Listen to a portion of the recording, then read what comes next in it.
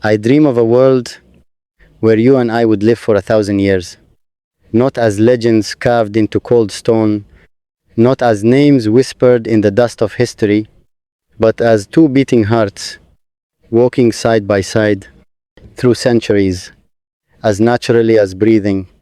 1,000 years, long enough for mountains to bow a little lower, for rivers to redraw their silver signatures across the earth, for cities to rise like ambitious sunrises and crumble back into thoughtful silence.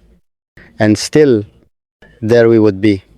You, me, unfinished sentences between us, hands still reaching, eyes still finding home in one another. I know I will never be tired of loving you. Not after the first 100 years, when our hair would begin to shimmer like starlight. Not after the second 100, when we would have memorized every curve of each other's laughter. Not after 500 years, when the world would marvel at our constancy, as if it were a miracle. Because loving you is not a task, it is not a duty, it is not a flame that demands constant tending, lest it fade into ash. Loving you is gravity. It is the quiet law that keeps my world from drifting into chaos. It is the steady rhythm beneath my ribs that refuses to forget your name. If we had 1,000 years, I would learn you in every season. In the first century, I would trace your face each morning, as though I were discovering the shape of dawn itself. I would memorize the geography of your smile, the way it curves slowly, like a horizon promising light. In the second century, I would study your silences, not as mysteries to solve, but as sacred spaces to enter barefoot, with reverence. I would learn the language of your pauses, the soft grammar of your breathing. By the third century, we would no longer need words. A glance across a crowded room would carry entire conversations. A brush of your fingers would rewrite the history of longing. And still, I would not be tired. Because loving you is not repetition, it is revelation.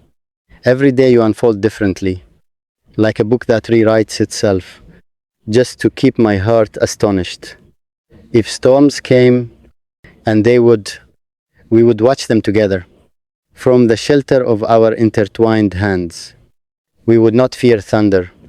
We would count the seconds between lightning and sound, and laugh at how small fear seems. When shared, centuries would pass like pages turning. We would watch children become elders, watch forests grow where fields once lay bare, watch constellations shift in the patient sky. Empires would rise and fall, like tides against the shore of time. But our love would not be political, not be territorial, not be fragile to the arguments of history. It would simply be like breath, like light. After 500 years, I would still wake up and reach for you with the same quiet urgency. I feel now as if the night had been too long, as if even sleep was a small separation I could barely endure. You would look at me with eyes that have seen centuries and still soften, and I would know that eternity is not measured in years, but in the way your hand fits into mine. Imagine the 1,000th spring, cherry blossoms drifting like slow applause around us, the air thick with the perfume of renewal. We would sit beneath ancient trees that were once saplings.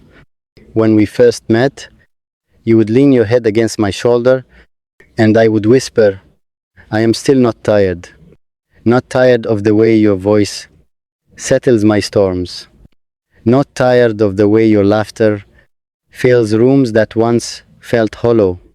Not tired of choosing you again and again and again. Because love, when it is real, does not exhaust. It expands. It stretches its arms into tomorrow and pulls the future closer, like a promise. There would be nights After 700 years, when we would lie beneath unfamiliar stars, in lands we had never seen before, and I would turn to you as if for the first time, and feel that same electric recognition. There you are, my forever. Even if our faces bore the delicate lines of centuries, even if our steps were slower, even if time had etched its careful poetry into our skin, my heart would still leap at the sight of you, because love is not bound to the surface of youth. It lives deeper, in marrow, in memory, in the sacred space where your name echoes without end. 1,000 years would not be enough to catalog all the reasons I love you. I would spend decades describing the way your kindness wraps around my fears, centuries trying to capture the softness in your gaze when you think I am not looking, and still language would fail me. But I would try over and over, because loving you is my favorite attempt at infinity. If the world grew darker over those 1,000 years, if shadows stretched longer across human hearts, we would become lanterns for each other. When you grew weary, I would be your rest. When I faltered, you would be my steady ground. We would remind each other that even time itself cannot erode what was built with honesty, with patience, with devotion.